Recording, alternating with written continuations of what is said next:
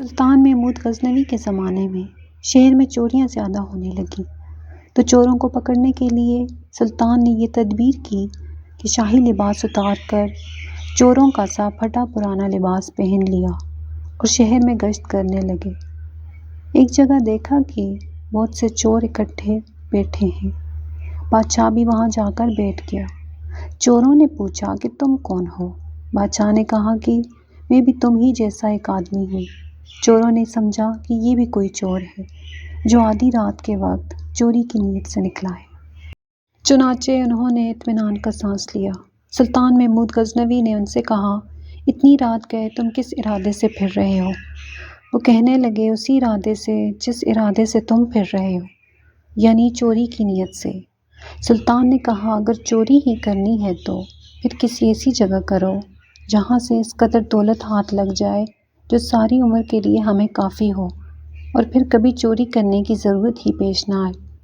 میرا مشورہ ہے کہ شاہی محل لوٹتے ہیں جہاں سے ہمیں بہت بڑا خزانہ ہاتھ لگ سکتا ہے۔ چوروں نے سنا تو بہت خوش ہوئے اور سلطان کی جرأت مندانہ گفتگو پر عش عش کر اٹھے اور کہا، واہ بھئی واہ، تم تو بڑے بہادر اور جرأت مند ہو، کیونکہ شاہی محل میں چوری کرنا بڑی ہمت اور حوصلے کا کام ہے اور تم اس بات کو کرنے میں ذرا بھی نہیں گھبرائے۔ ہم تمہیں آج سے اپنا سردار مانتے ہیں۔ تم جو حکم دو گے ہم اس کی اطاعت کریں گے، لیکن جو کام تم نے شاہی محل والا بتایا ہے وہ بڑا مشکل ہے۔ سلطان محمود غزنوی نے کہا کہ میرے ہوتے ہوئے تمہیں ذرا بھی گھبرانے کی ضرورت نہیں۔ میری موجودگی میں تم ہر مشکل کو آسان سمجھو اور بالکل نہ گھبراؤ۔ اب تیاری کرو کیونکہ شاہی خزانے پر آج ہی ہاتھ صاف کیا جائے گا۔ اس مقصد کے لیے پہلے ہم ایک منصوبہ بنا لیتے ہیں تاکہ آسانی رہے۔ ہم میں سے ہر ایک اپنا اپنا کمال بیان کرے کہ وہ کس خصوصی خوبی کا مالک ہے۔ ان سب نے باری باری اپنا کمال بتانا شروع کیا۔ ایک چور نے کہا کہ میں یہ کمال رکھتا ہوں کہ جس جگہ پر خزانہ رکھا گیا ہو مجھے اس جگہ کی مٹی سے خزانے کی خوشبو آ جاتی ہے۔ دوسرا چور کہنے لگا، مجھے یہ کمال حاصل ہے کہ اگر سخت اندھیری رات میں بھی کسی کو ایک مرتبہ دیکھ لوں تو پھر اس کی شکل کبھی نہیں بھولتا اور دن کی روشنی میں بغیر کسی مشکل کے اسے شناخت کر لیتا ہوں۔ تیسرے چور نے کہا کہ میں یہ خصوصی کمال رکھتا ہوں کہ مجھے کتے کی زبان سمجھ آتی ہے۔ چوتھا چور بولا، مجھے یہ کمال حاصل ہے کہ چاہے محل کی دیوار کتنی اونچی ہو، اگر میں کمان پھینکوں تو وہ فوراً دیوار کے اوپر جا کر فٹ ہو جاتی ہے، جس کے باعث ہم آسانی کے ساتھ محل کے اندر پہنچ سکتے ہیں۔ جب چاروں نے اپنا اپنا کمال بیان کر دیا تو سلطان محمود غزنوی سے کہنے لگے، اے ہمارے سردار، اب تم اپنا کمال بتاؤ۔ سلطان محمود غزنوی نے کہا، مجھ میں یہ خوبی ہے کہ اگر مجرم گرفتار ہوں اور ان کو موت کی سزا کا حکم ہو، پھر جلاد ان کی گردنیں اتارنے کے لیے تختہ دار پر بھی لے آئے تو عین اس موقع پر اگر میں اپنی داڑھی ہلا دوں تو مجرم اسی وقت قید سے چھوٹ جائیں اور ان کی جان بخشی ہو جائے۔ سب چور یہ سن کر بڑے حیران ہوئے اور کہا، اس کمال کے ہوتے ہوئے تو ہمیں ذرا بھی ڈر محسوس نہیں کرنا چاہیے۔ اس کے بعد وہ سب شاہی محل کی طرف چوری کے ارادے سے چل پڑے۔ ابھی تھوڑی ہی دور گئے تھے کہ راستے میں ایک کتا ان کی طرف دیکھ کر بھونکا۔ جو چور کتے کی زبان سمجھتا تھا، سب چور اس سے پوچھنے لگے کہ بتاؤ یہ کتا کیا کہہ رہا ہے؟ اس نے بتایا کہ ساتھیو، کتے نے جو کچھ کہا ہے اسے سن کر تو میں بھی بڑا حیران ہو رہا ہوں۔ اگر تم سنو تو میں یقین ہی نہ آئے۔ باقی چوروں کو بھی تجسس ہوا۔ کہنے لگے، بتاؤ تو صحیح کتا کیا کہہ رہا ہے؟ وہ بولا، کتا کہہ رہا ہے کہ ان پانچوں میں سے ایک بادشاہ ہے۔ یہ سن کر سب ہنسنے لگے اور بولے، یہ کیسے ہو سکتا ہے کہ ہم میں سے ایک بادشاہ ہے؟ وہ چور کہنے لگا، بے شک تم اس بات پر ہنسو لیکن کتا یہی کہہ رہا ہے۔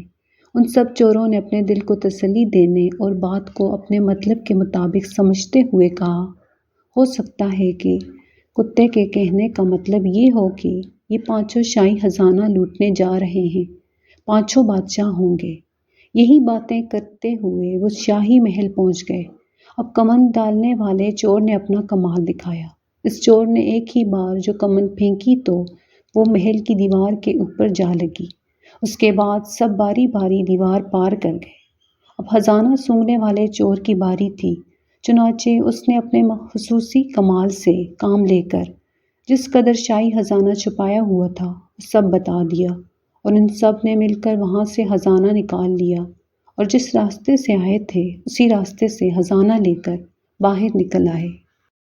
ابھی صبح نہیں ہوئی تھی اور رات کا اندھیرا باقی تھا۔ وہ فوراً شہر کی حدود سے باہر نکلے اور ایک جنگل میں بیٹھ کر خزانہ تقسیم کرنے کا پروگرام بنایا۔ مگر سلطان محمود غزنوی نے کہا کہ میرا مشورہ یہ ہے کہ ہم اس وقت خزانے کو آپس میں تقسیم نہیں کرتے، کیونکہ اگر ہم خزانہ تقسیم کر کے اپنا اپنا حصہ اپنے گھر کو لے گئے، اور چونکہ یہ چوری بادشاہ کے محل میں ہوئی ہے، اس لیے جب بادشاہ کو اس چوری کے بارے میں علم ہوگا تو وہ پورے شہر میں اس طرح کا انتظام کرے گا کہ ہر ممکن طریقے سے چور کو پکڑا جا سکے، اور ہو سکتا ہے کہ وہ گھر گھر تلاشی کے لیے اپنے سپاہیوں کی ڈیوٹی لگا دے، تاکہ جس گھر سے بھی خزانہ برآمد ہو چوروں کا پتہ چل جائے۔ اگر ہم خزانے کا حصہ اپنے اپنے گھروں میں لے گئے تو ہم فوراً پکڑے جائیں گے، اس لیے کچھ دنوں کے لیے خزانے کی تقسیم کے کام کو ملتوی کر دیتے ہیں، اور اس جنگل میں زمین کھود کر خزانہ یہاں پر دفن کر دیتے ہیں۔ بادشاہ کے کارندے جب خزانے کی تلاش میں ہر ممکن حربہ استعمال کرنے کے بعد مایوس ہو جائیں گے تو پھر ہم کسی کے ساتھ یہاں آ کر خزانہ نکال لیں گے اور آپس میں تقسیم کر لیں گے۔ سلطان کی اس تجویز کو سب نے قبول کیا اور کہنے لگے کہ یہ بات ٹھیک ہے، ہم سردار کے حکم کو دل و جان سے تسلیم کرتے ہیں۔ اس بات پر جب سب میں اتفاق رائے ہو گیا تو سب نے زمین کھود کر خزانہ دفن کر دیا اور اپنے اپنے گھروں کی طرف جانے لگے۔ تو سلطان محمود غزنوی نے ان سے کہا کہ میں تم لوگوں میں نیا نیا شامل ہوا ہوں، اور میں تمہارے بارے میں کچھ بھی نہیں جانتا کہ تم لوگ کون ہو اور کس جگہ پر رہتے ہو۔ چونکہ تم نے مجھے اپنا سردار تسلیم کیا ہوا ہے، اس لیے تم سب مجھے اپنے گھروں کے ایڈریس دو، تاکہ مجھے پتہ چلے کہ تم کہاں رہتے ہو۔ چنانچہ چاروں چوروں نے اپنے گھر کے پتے سلطان کو بتا دیے۔ اس کے بعد سب اپنے اپنے گھروں کی طرف چل دیے اور سلطان محمود غزنوی واپس محل میں آ گئے۔ صبح اچانک شور اٹھا کہ شاہی خزانہ لوٹ لیا گیا۔ فوری طور پر سپاہی چوروں کی تلاش میں بھاگے۔ سلطان نے سپاہیوں کے سربراہ کو چاروں چوروں کے نام اور پتہ بتائے اور انہیں گرفتار کرنے کا حکم دیا۔ چنانچہ سپاہی فوراً چاروں کو پکڑ لائے۔ وہ چاروں چور حیران تھے کہ آخر انہیں ہمارا پتہ کیسے ملا اور کون ہے کہ جس نے ہماری مخبری کی۔ اس کے ساتھ ہی انہیں یہ خیال بھی آیا کہ ہم چاروں کو تو گرفتار کر لیا گیا ہے، مگر ہمارا سردار نہیں پکڑا گیا، اس کی کیا وجہ ہے؟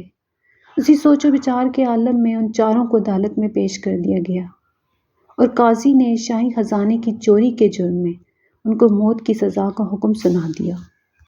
یہ حکم سن کر ان کے اذعان خطا ہو گئے اور آپس میں کہنے لگے ہمارا سردار ہوتا تو ایسے وقت میں اپنا کمال دکھاتا، لیکن افسوس ہمارا سردار نہیں پکڑا گیا، اب تو وہ خود ہی اکیلا خزانہ پر قبضہ جما لے گا۔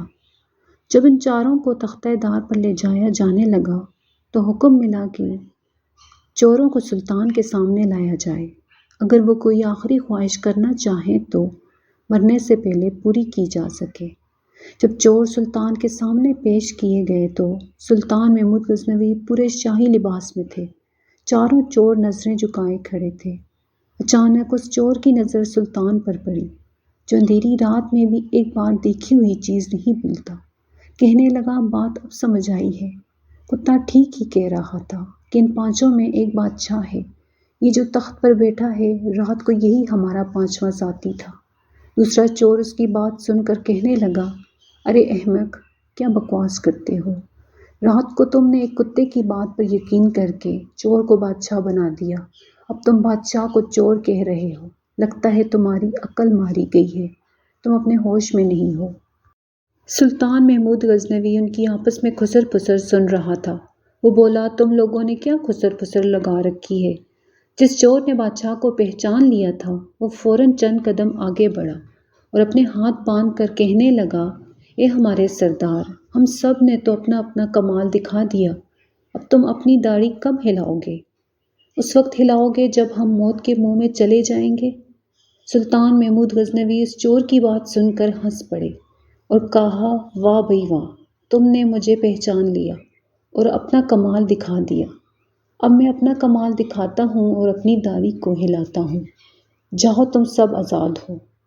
چوروں نے اپنی رہائی کا حکم سنا تو بڑے متاثر ہوئے اور اسی وقت سلطان کے قدموں میں گر کر معافی مانگی اور آئندہ چوری سے توبہ کی اور ہمیشہ کے لیے نیکی کا راستہ اختیار کرنے کا سچا وعدہ کر کے شاہی دربار سے رخصت ہو گئے۔